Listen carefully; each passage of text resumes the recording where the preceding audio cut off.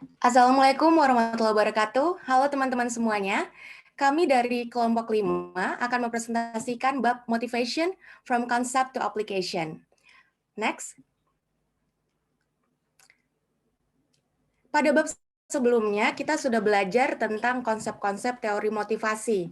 Di bab kali ini, kita akan belajar tentang aplikasi dari konsep-konsep motivasi tersebut. Nah, pertama, saya akan menjelaskan terkait motivating by job design, the job characteristics model atau bisa disebut JCM. Nah, model ini dikembangkan oleh J. Richard Hackman dan Greg Oldham, mendeskripsikan pekerjaan dalam 5 dimensi inti pekerjaan, yaitu terdiri dari skill variety, itu merupakan variasi keterampilan, sejauh mana suatu pekerjaan membutuhkan aktivitas yang berbeda menggunakan keterampilan dan bakat khusus. Contohnya, pekerjaan pemilik bengkel itu terdiri dari operator melakukan perbaikan listrik, perbaikan mesin, melakukan custom bodywork, dan berinteraksi dengan pelanggan. Itu mendapatkan skor tinggi dalam skill variety. Sedangkan pekerja bengkel yang hanya menyemprot cat 8 jam sehari, skor skill variety-nya itu rendah. Kemudian ada yang namanya task identity. Itu adalah sejauh mana suatu pekerjaan membutuhkan penyelesaian secara keseluruhan dan bagian pekerjaan yang dapat diidentifikasi. Contohnya, seorang pembuat lemari yang mendesain furnitur, memilih kayu, membangun objek, dan menyelesaikannya hingga akhir itu memiliki pekerjaan yang bernilai tinggi pada task identity.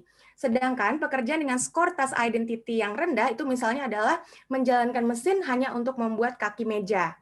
Kemudian ada yang namanya task significance. Ini adalah sejauh mana pekerjaan mempengaruhi kehidupan atau pekerjaan orang lain.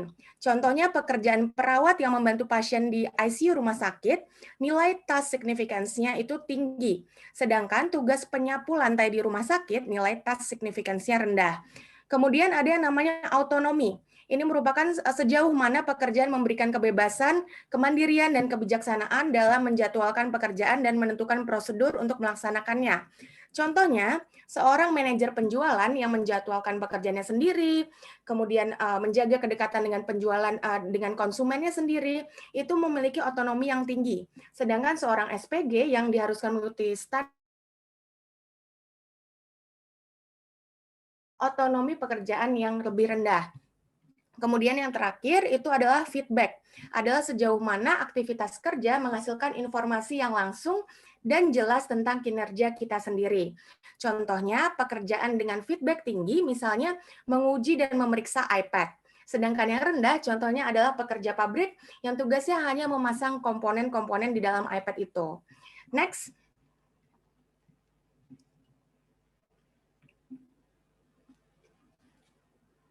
Nah, tadi saya sudah menjelaskan terkait 5 dimensi utama JCM.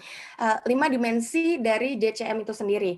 Nah, di sini bisa dilihat bagan yang menunjukkan praktisi dari JCM model ini atau job characteristic model ini. Di mana 3 dimensi utama JCM itu bisa dilihat adalah skill variety, task identity, dan task significance. Nah, tiga dimensi yang tinggi ini menciptakan pekerjaan yang bermakna atau experience meaningful of the work, sehingga karyawan pun akan menganggap pekerjaannya penting dan berharga. Kemudian, pekerjaan dengan tinggi autonomi itu akan memberikan experience responsibility atau tanggung jawab yang tinggi terhadap pekerjaan bagi para pekerjanya, sehingga dapat meningkatkan high satisfaction with the work. Kemudian feedback itu menunjukkan seberapa efektif kerja dari karyawannya itu sendiri. Nah, berdasarkan riset itu menunjukkan bahwa JCM ini semakin tinggi terutama pada 3 core job dimension ini, yaitu skill variety, task identity, dan task significance itu semakin besar, maka motivasi karyawan, kinerja, dan kepuasan, dan semakin rendahnya ketidakhadiran itu akan terwujud dalam organisasi. Nah, bisa juga dihitung, kita bisa mengkombinasikan dimensi utama dari JCM ini dalam satu indeks yang dinamakan Motivating Potential Score atau MPS, yang dapat dihitung dengan skill variety, ditambah task identity, ditambah task significance, dikali autonomi, dikali feedback. Nah, Untuk meningkatkan potensi motivasi pekerjaan itu harus tinggi pada minimal 1 dari 3 faktor yang mengarah pada kebermaknaan pekerjaan, yaitu antara skill variety, task identity, dan task significance. Itu dapat meningkatkan makna dari pekerjaan itu sendiri. Nah, untuk autonomi dan feedback itu lebih kepada kualitas dan satisfaction pekerjaan itu. Next.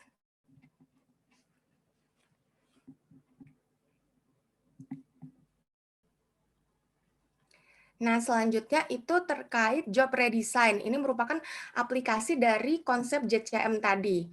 Seperti kita tahu, rutinitas berulang dalam pekerjaan itu memberikan sedikit variasi, otonomi, ataupun motivasi. Sebaliknya, pekerjaan yang menantang dan merangsang itu akan lebih memotivasi pekerja. Oleh karena itu, mendesain ulang pekerjaan atau job redesign ini itu memiliki implikasi praktisi JCM tadi sangat besar dan dapat berdampak pada peningkatan omset dan peningkatan kepuasan kerja. Beberapa cara job redesign dalam buku itu dijelaskan ada 2, yaitu job rotation dan relational job design.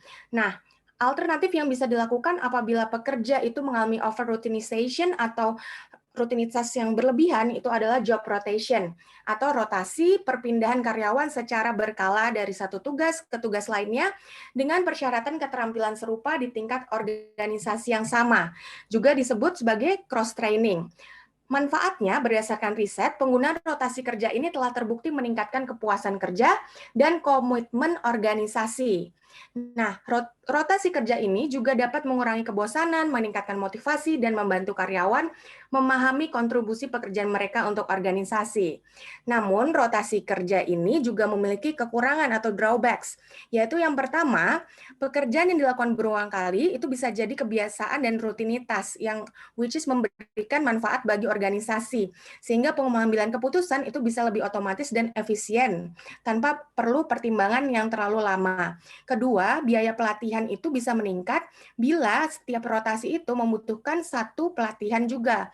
Yang ketiga, memindahkan pekerja itu mengurangi produktivitas total pada peran kerja tersebut atau jabatan tersebut. Keempat, rotasi kerja menciptakan disrupsi ketika anggota kelompok kerja harus menyesuaikan diri terhadap karyawan baru. Dan yang terakhir, supervisor mungkin harus menghabiskan lebih banyak waktu untuk menjawab pertanyaan serta memantau pekerjaan karyawan yang baru dirotasi. Untuk selanjutnya terkait job redesign yang lain akan dijelaskan oleh rekan saya. Terima kasih. Baiklah. Cek. Selanjutnya saya akan menjelaskan tentang relational job design yang berarti menggeser spotlight dari pegawai pada penerima manfaat dari pekerjaan yang dia lakukan. Nah, ini mungkin tidak secara benefit itu tidak berupa hal yang langsung diterima pegawainya, tapi dia lebih ke pro-socially motivating. Jadi karena dia berhubungan dengan orang yang menerima kerjaan dia secara langsung, ada perasaan senang, mungkin haru, mungkin membuat dia lebih bersemangat untuk memperbaiki pekerjaannya, karena dia tahu ada orang yang menerima efek secara langsung di hulu. Advantage-nya itu apa saja dengan relational job design ini? Ada pro-socially motivating, jadi dia secara sosial termotivasi, kayak yang saya tadi bilang, kita kan makhluk sosial juga. Yang kedua itu, dia memperbesar rasa empati kita, apalagi dengan pekerjaan kita yang ada hubungannya langsung loh dengan penerima itu. Nah, di gambar ini kenapa saya kasih contohnya Pak Jokowi itu, karena di Indonesia ini sebenarnya udah ada, cuman namanya tuh mungkin lebih dikenalnya seperti belusukan gitu ya. Jadi ketika kita mengerjakan sesuatu, terus kita memantau langsung orang yang menerima manfaat itu, dan pasti kita jadi tahu, oh si penerima itu kondisinya kayak apa, kita bisa lebih tahu di lapangan apa yang kira-kira dia butuhkan, terus itu jadi memotivasi kita untuk memperbaiki kerja kita lebih baik lagi. Tujuannya itu apa? Seperti yang saya tadi bilang, dia ada affection-nya dengan penerima itu, terus akan memperbaiki action, sama dia itu akan lebih berhati-hati lagi dalam bekerja. Jadi dia nggak akan sembarangan karena dia tahu ada orang yang nyata loh di ujung sana yang merasakan manfaat ini. Kalau aku asal-asalan, pasti nanti jadinya orang itu juga kena dampaknya. Nah, yang perlu ditekankan lagi, relational job design ini nggak sama dengan CSR. Kalau CSR itu mungkin dia lebih kayak volunteer dan orang-orang itu semua dilibatkan. Nah, kalau relational job design ini benar-benar berkaitan dengan apa yang kita kerjakan dan kita melihat orang melihat atau berinteraksi atau bahkan nggak harus berinteraksi langsung, cuma bisa dari foto atau testimoni. Itu jadi kita tahu kondisi di hulunya gitu. Next. Nah, oke. Jadi bisa di next lagi, Mas? Ke double, oke. Jadi selain job redesign, sebelumnya?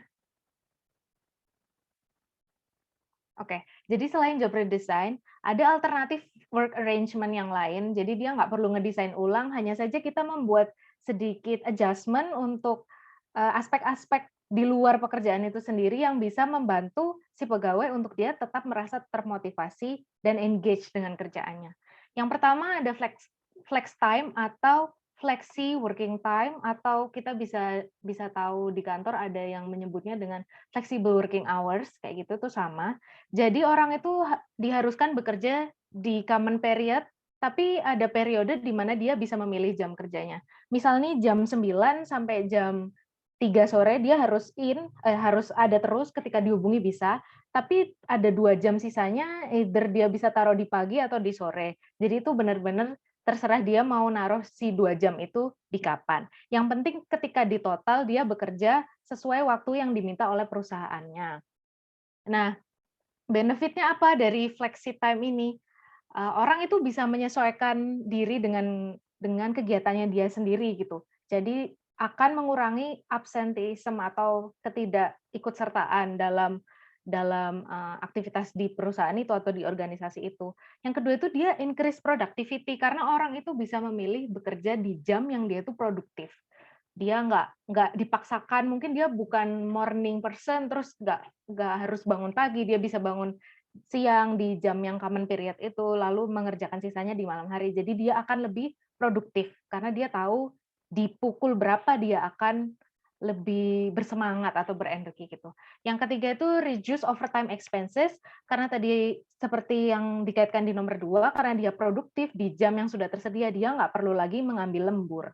Yang keempat itu reduce hostility toward management, jadi mengurangi bitter atau rasa tidak suka pada manajemen, karena dia tuh seolah bisa mengambil keputusannya sendiri dan manajemen itu memberi keluangan itu.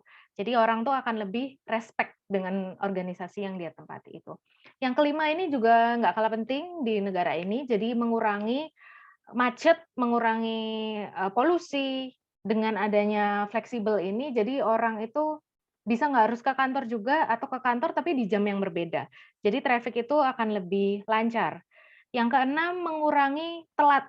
Nah, ini penyakit saya rasa di Indonesia juga orangnya sudah kebiasaan agak telat gitu kalau datang ke kantor. Bukan semuanya sih, tapi mostly kayak gitu, mepet-mepet. Jadi dengan adanya flexi time ini orang bisa adjusting sesuai dengan habitnya dia sendiri tadi. Jadi mengurangi telat-telat itu tadi. Asalkan dia di common period itu di sisanya dia bisa adjusting sendiri gitu. Yang nomor 7, karena dia meningkatkan otonomi seperti yang disampaikan rekan saya dan tanggung jawab, dia akan lebih, apa ya, lebih merasa itu karena itu keputusan dia memilih jam kerja itu, dia akan lebih tanggung jawab dengan keputusan yang diambil itu dan merasa punya kuasa sehingga lebih termotivasi lagi untuk bekerja. Dan yang terakhir ini, tapi ini sering nggak disampaikan ke pekerja karena, kayak terdengar sangat-sangat mencari untung sekali, tapi sebetulnya flexi time ini malah meningkatkan profitability perusahaan, karena pegawainya itu cenderung bekerja lebih produktif sehingga meningkatkan mungkin penjualan atau apapun tujuan dari perusahaan itu. Next. Nah, yang kedua ini ada job sharing. Jadi job sharing ini istilahnya ada 2 atau lebih orang yang mengerjakan hal yang sama, membagi pekerjaan itu untuk beberapa orang itu. Jadi satu traditional job tapi dibagi ke beberapa orang yang mengerjakan. Keuntungannya apa dengan alternative work arrangement ini? Jadi ada 2 orang dan mereka bisa bekerja sama, great deal of time. Jadi orang mungkin siang dia bisa ngurus anak, baru malam dia kerja, atau kebalikannya dia pagi bisa istirahat dulu, baru malam dia mulai kerja. Jadi benar-benar orang itu bisa preparation dengan baik, terus bisa mengatur waktunya sendiri dengan baik. Yang kedua itu bisa meningkatkan talent yang ada di perusahaan itu, karena bisa ada lebih dari satu orang yang menguasai satu hal yang sama. Jadi perusahaan nggak akan bingung mungkin ketika satu orang pergi atau satu orangnya sakit, karena ada beberapa orang yang menguasai hal itu. Jadinya nggak ada missing link lah ketika salah satu menghilang. Terus yang ketiga itu membuka lebih banyak kesempatan untuk menemukan skilled worker karena di satu pekerjaan tadi bisa dikerjakan beberapa orang sekaligus. Yang keempat itu meningkatkan motivasi dan kepuasan karena ya dia senang juga bisa berinteraksi, bisa bekerja sama, dan waktunya pun relatif enak karena dibagi 2 kerjaannya. Secara gaji pun juga perusahaan juga senang sebetulnya, karena harusnya dia bayar 1 orang, dia bagi 2 orang, dapat 2 orang, gitu. Jadi lebih banyaklah sumber dayanya.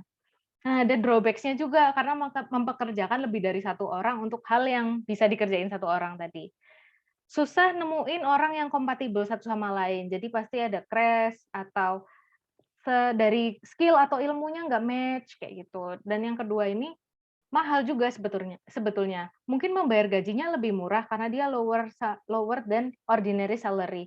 Cuman kan kita harus bayar juga training double atau bahkan triple sesuai jumlah orang yang di-share job-nya. Terus koordinasinya jadi nggak cuman ke 1 orang, harus ke beberapa orang itu, yang mana itu tidak efisien juga bagi perusahaan. Dan yang terakhir itu administratif. Kontraknya jadi bikin 2, bikin 3, padahal harusnya kita bisa bikin 1 aja nih.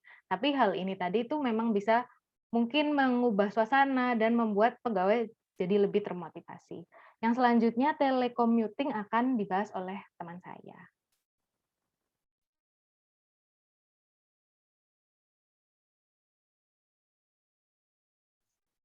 Oke, halo. Oke, terima kasih teman-teman. Di sini saya akan bahas tentang telecommuting. Telecommuting ini merupakan salah satu bentuk dari alternatif work arrangement. Jadi pekerja dibebaskan untuk bekerja di luar kantor. Ya biasanya sih sekitar 2 hari dalam seminggu. Nah, telecommuting ini lebih kita kenal biasanya dengan work from home ya. Tapi kalau telecommuting ini bukan work from home karena keadaan pandemi, tapi memang salah satu cara untuk perusahaan dalam memberikan kebebasan kepada pegawainya untuk bekerja di luar kantor. Beberapa keuntungan dari telecommuting ini seperti produktivitas pegawai meningkat, perbaikan mental. Perbaikan mental ini misalkan pegawai tidak terjebak kemacetan di jalanan yang dapat membuat mentalnya buruk, lalu mengurangi biaya ruang kantor yang perlu dibuat karena telecommuting ini berbasis dengan virtual office. Lalu untuk kerugiannya, yaitu susah untuk diawasi karena kita tahu bahwa telecommuting ini jauh dari kantor sehingga para supervisor sendiri akan susah untuk mengawasi pegawai-pegawainya. Lalu tidak mengurangi konflik antara pekerjaan dan keluarga. Ya seperti kita ketahui bahwa telecommuting juga bisa dilakukan di rumah. Nah ini akan apa ya istilahnya mengakibatkan konflik antara kerja dan keluarga. Oke, selanjutnya adalah employee involvement and participation. Jadi ini menggunakan masukan atau saran dari pegawai dalam rangka meningkatkan komitmen pegawai untuk kesuksesan atau pencapaian tujuan organisasi. Jadi dengan adanya employee involvement and participation ini, pegawai nantinya diharapkan lebih termotivasi, lebih produktif, lebih puas atas kerjaannya sehingga kesuksesan organisasi dapat tercapai dengan lebih cepat. Nah, di sini ada 2 tipe employee involvement. Yang pertama participative management. Jadi pengambilan keputusan secara bersama antara pegawai dengan atasannya. Jadi pegawai juga mendapatkan peran dalam pengambilan keputusan dengan atasan langsung. Jadi contohnya misal pegawai dapat memberikan saran kepada atasannya dalam rangka mengambil keputusan. Lalu yang kedua, representative participation. Jadi dibuat sebuah sistem di mana pegawai dapat berpartisipasi dalam pengambilan keputusan melalui grup atau kelompok representatif pegawai. Mungkin ini kita kenal biasanya dengan serikat pekerja yang ada di sebuah perusahaan. Jadi beberapa perusahaan melibatkan beberapa serikat pekerja atau istilahnya board of director yang dapat berpartisipasi dalam pengambilan keputusan perusahaan. Oke, selanjutnya akan dijelaskan dengan teman saya.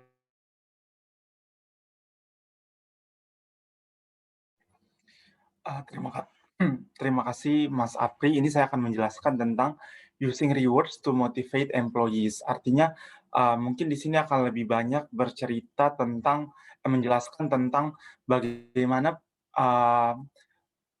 rewards atau pada umumnya pembayaran dari suatu organisasi itu bisa mempengaruhi motivasi dari orang-orang dalam organisasi tersebut atau karyawannya. Nah,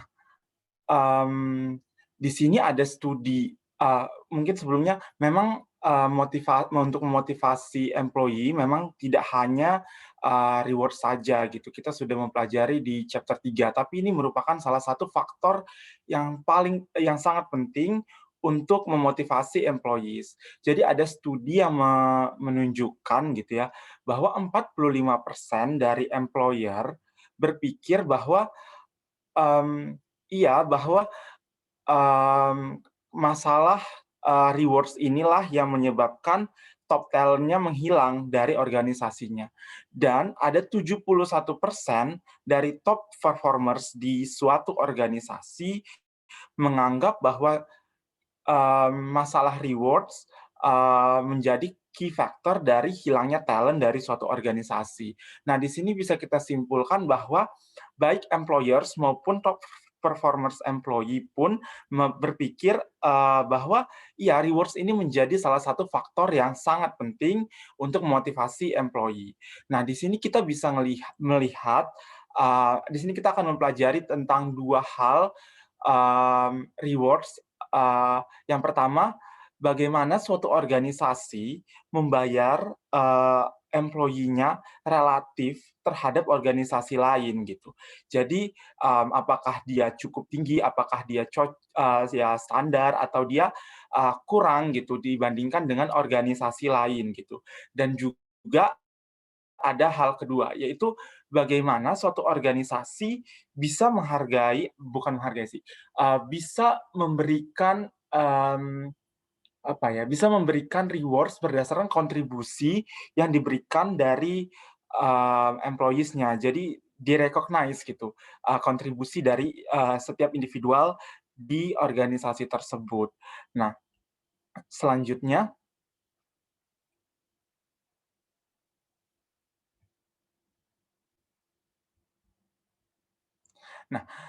what to pay. Jadi ini menceritakan tentang yang pertama tadi ya. Jadi bagaimana suatu organisasi secara relatif membayar employee-nya relatif terhadap organisasi lainnya. Ada dua yang penting di sini. Yang pertama yaitu internal equity gitu. Jadi dia harus melihat dari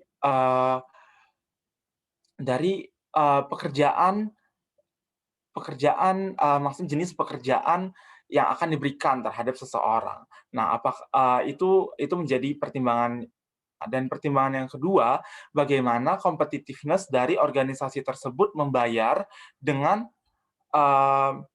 industri terkait gitu yang ada gitu. Jadi ada 129 organisasi besar yang menemukan bahwa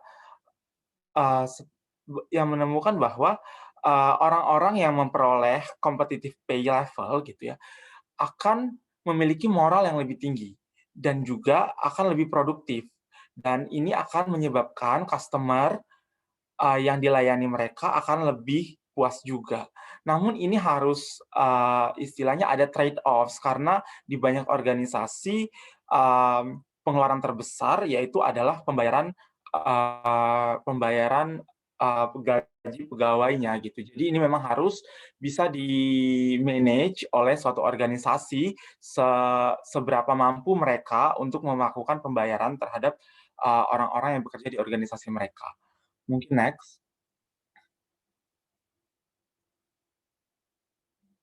Nah, ini how to pay. Jadi ada juga elemen yang kedua gitu ya. Rewarding individual employees through variable pay programs gitu. Jadi ini kalau mungkin bisa kita ketahui gitu ya, bahwa ada sebagian porsi dari take home pay seseorang itu berasal dari variable faktor gitu. Bisa berupa seberapa banyak dia menjual barang, bisa berupa seberapa baik dia bekerja atau performance-nya gitu, atau profit sharing, bisa berupa saham seperti itu. Jadi ada hal-hal itu. Nah, ada survei ada survei secara global gitu. 80% companies telah menerapkan variable pay plan. Jadi ada porsi variabel di dalam take home pay seseorang yang bekerja di organisasi mereka. Kalau di breakdown lagi di Amerika Serikat, 91% perusahaan telah menerapkan variable pay program gitu. Kalau di Latin Amerika ada 90% perusahaan yang telah menerapkan variable pay program gitu. Kalau di Latin Amerika ini merupakan yang tertinggi, maksudnya uh, uh, yang tertinggi dalam hal porsi terhadap total take home pay-nya. Jadi 18%, hampir 18% rata-rata ya, take home pay seseorang itu dipengaruhi oleh variable pay programs gitu. Kalau di Eropa itu hanya sekitar 12%. Nah, kalau di Asia untuk company untuk level eksekutif ini merupakan yang paling tinggi dibandingkan dengan Western companies gitu. Memang di sini ada kekurangannya. Tidak seluruh employee melihat adanya suatu keterkaitan yang kuat antara pembayaran dan juga performance gitu. Namun ini menjadi penting juga gitu untuk dilihat bahwa ya memang ada mix juga gitu. Tapi persepsi setiap orang terhadap ini bahwa ini itu memiliki peran yang besar dalam memberikan motivasi terhadap seseorang gitu. Jadi ada juga masalah lain gitu ya. Jadi di Kanada ada suatu riset yang menyatakan bahwa ketika suatu organisasi menerapkan variable pay program gitu, terus memberikan reward terhadap satu atau kelompok orang yang telah memenuhi syarat untuk memperoleh yang lebih tinggi dibandingkan orang lain gitu. Jadi itu menyebabkan orang-orang yang tidak mendapatkan reward yang sama menjadi demotivasi atau ya mungkin istilahnya kurang berkenan ya. Jadi agak tidak termotivasi dan kurang senang dengan kondisi yang dia dapatkan gitu. Apa yang dilakukan? Yang dilakukan adalah secrecy payroll. Jadi seseorang itu secrecy maksudnya secrecy pays a role gitu.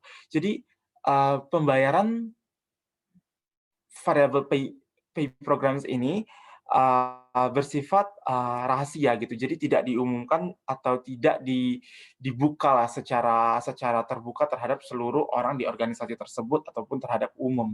Jadi ini cukup bisa memberikan solusi terhadap kondisi yang mendemotivasi orang-orang yang tidak mendapatkan variable pay yang sebesar oleh partnernya gitu. Mungkin selanjutnya kita akan membahas tentang beberapa tipe dari variable pay programs gitu. Mungkin next. Jadi yang pertama itu piece rate pay plan gitu. Ini jadi secara umum kalau bisa dijelaskan, ini bagaimana suatu organisasi atau suatu perusahaan membayar pekerjanya berdasarkan dari unit yang dia produksi atau unit yang dia kontribusikan terhadap perusahaan gitu. Misalnya, ini ada satu contoh di salah satu universitas besar di Tiongkok. Ini akan memberikan akan membayar seseorang gitu ya, researcher-nya berdasarkan berapa banyak artikel yang dia terbitkan gitu. Dan ini terbukti meningkatkan eee, produktivitas seperti apa ya, penerbitan artikel dari universitas tersebut. Jadi ini cukup efektif dilakukan. Dan kalau dilihat juga secara lebih dalam, kalau piece pay rate ini sebenarnya kalau dilihat ada 2, jadi ada team piece rate, ada individual piece rate. Kalau team piece rate, jadi dia itu dibayar yang dibayar oleh organisasi adalah timnya. Dan ini lebih disukai oleh low performers eee, employees gitu. Tapi ada yang kedua yaitu individual piece rate. Jadi 68% dari orang yang memiliki performance tinggi, dia lebih menyukai individual piece rate dibandingkan team piece rate. Jadi, kalau bisa disimpulkan untuk memberikan reward terhadap orang-orang yang memang perform lebih tinggi dibandingkan orang-orang lainnya, ini lebih baik menggunakan individual piece rate berdasarkan survei yang ada di buku. Lalu yang kedua adalah merit based pay plan. Merit based pay plan ini membayar seseorang berdasarkan performance-nya. Nah, performance-nya ini berdasarkan appraisal yang dilakukan pada umumnya setiap tahun. Kalau bisa di di prakteknya itu mungkin, eee, kontrak kinerja atau indikator kinerja utama seperti itu. Apakah, eee, nilainya tinggi atau rendah, seberapa tinggi atau seberapa rendahnya, performance yang dinilai. Contohnya ini ada di New York City Public Hospital. Nah, di sini itu rumah sakitnya membayar dokter berdasarkan seberapa baik seorang dokter tersebut mengurangi cost, meningkatkan, kepuasan pasien, dan meng-improve quality of care. Nah, ini berdasarkan, kualitatif gitu ya, maksudnya ya improve the quality of care gitu, increase patient satisfaction, ini banyak yang kualitatif, dan dinilai berkala gitu. Ada beberapa kekurangan juga dari merit based pay plan ini. Yang pertama adalah, mmm kalau kita menilai dari performance seseorang itu dinilai umumnya tetap ada objektivitas gitu. Itu yang pertama. Dan yang kedua, mmm, konsep merit based, mmm,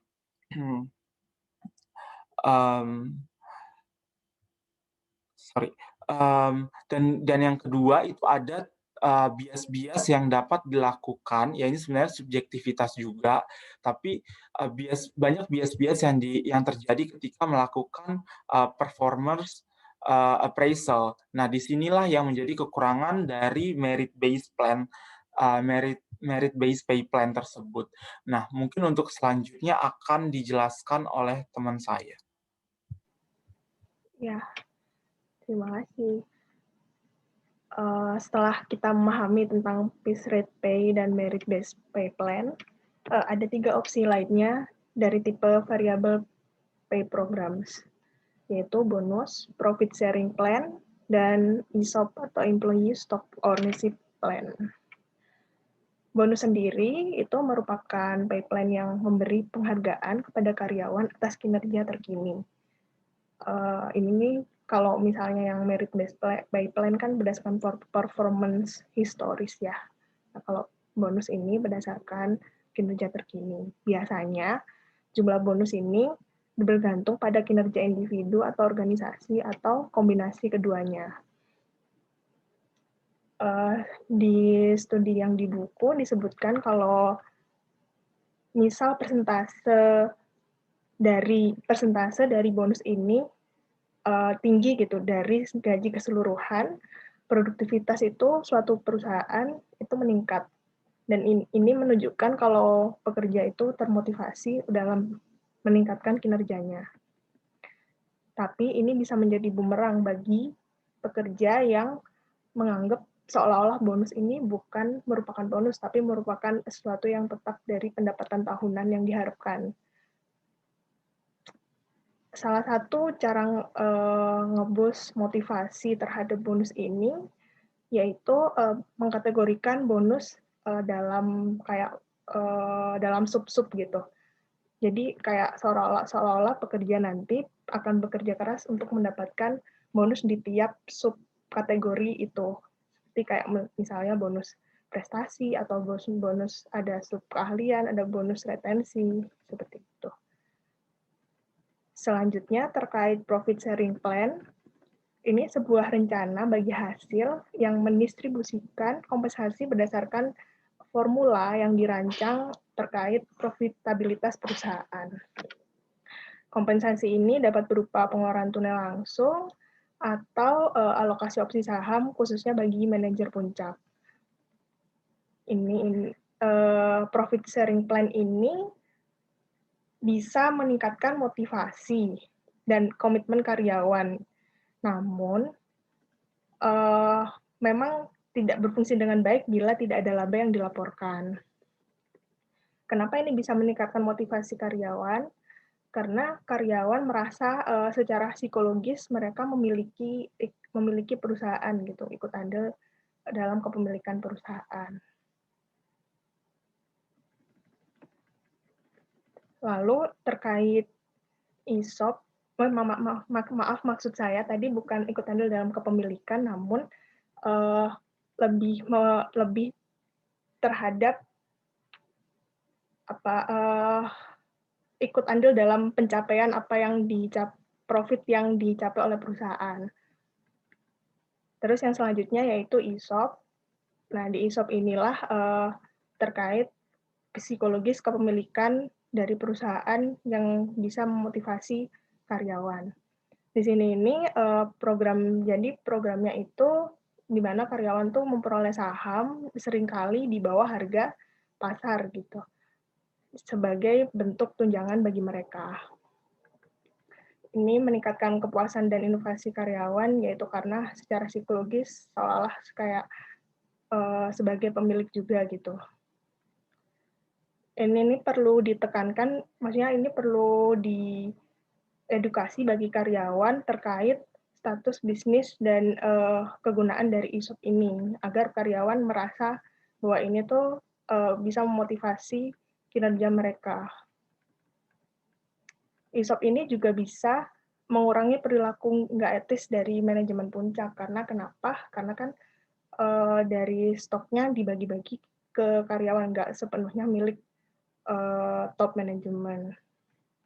Sehingga untuk penyalahgunaan laporannya lebih dapat diminimalisasi. Dari 5 variable pay program ini, nggak berarti semua ini dapat memotivasi karyawan dengan porsi yang sama gitu untuk setiap karyawan. Manajemen masih perlu memantau atas ekspektasi penghargaan kinerja karyawan sama efektivitas dan efisiensi kombinasi program dari variabel P ini. Yang mana yang paling memotivasi dan secara cost efisien. Selanjutnya, tadi kan kita udah membahas tentang penggunaan rewards dalam memotivasi employee. Nah, ini ada dua lagi, yaitu penggunaan benefit, yaitu dalam wujud flexible benefit, dan penggunaan intrinsic rewards yang berupa employee recognition program. Dalam flexible benefit ini, jadi kayak kita bikin paket insentif itu jadi sebagai alat motivasi, di mana paket kompensasi ini menyesuaikan kebutuhan dan situasi dari si employee, entah berdasarkan usia, status perkawinan, status jumlah dan usia tanggungan yang diampu oleh karyawan tersebut gitu. Sebenarnya flexible benefit ini lebih memotivasi nggak sih? Jadi kalau beberapa organisasi itu menyatakan kalau misalnya setelah mereka menerapkan flexible benefit ini, mereka mengalami peningkatan retensi karyawan, kepuasan kerja, dan peningkatan produktivitas. Namun, bila nanti suatu saat semakin banyak organisasi yang mengadopsi flexible benefit ini, maka orang-orang akan berasumsi kalau misalnya flexible benefit ini merupakan ya udah kayak ketentuan kerja standar aja gitu, bukan sesuatu yang spesial. Sisi buruknya di situ. Sama juga ini lebih mahal buat dikelola oleh manajemen, dan sebagai tantangan buat manajemen kan kelola berbagai macam kebutuhan dan motivasi pegawai yang dibutuhkan dalam flexible benefit. Satu lagi itu terkait employee recognition program ini penggunaan intrinsic rewards. Jadi penggunaan intrinsic rewards ini dalam employee recognition program maksudnya jadi si karyawan ini lebih didorong secara behaviornya dengan cara ada kayak apresiasi gitu. Pada apresiasi ada penghargaan terhadap kontribusi karyawan tersebut. Jadi semacam pengakuan. Pengakuan ini dapat berupa ucapan secara lisan, entah terima kasih, atau dapat diformalkan dalam program yang di mana program tersebut bisa ada prosedurnya secara jelas bagaimana cara karyawan tersebut mendapat pengakuan. Employee recognition program ini akan efektif bagi perusahaan yang anggarannya rada ketat gitu. Dan ini juga secara jangka panjang ada penelitian yang menunjukkan bahwa insentif non-finansial ini bekerja paling baik dibanding insentif keuangan. Di program employee recognition ini karyawan akan di-boost gitu harga dirinya, self-efisiensinya itu terkait kepercayaan karyawan tersebut akan kemampuannya untuk melakukan sesuatu, dan sama kepuasan kerja karyawan. Dan employee recognition program ini kalau bagi perusahaan ya tadi kan secara cost gitu efisien karena memang apalagi kalau misalnya dalam wujud kata atau seperti pemberian simbolis gitu. Jadi seperti bintang-bintang atau maksudnya untuk sebagai pengakuan karyawan atas suatu pencapaian.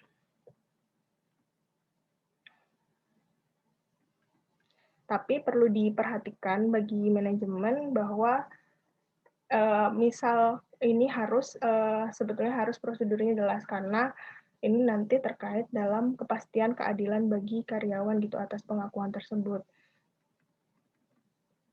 Selanjutnya,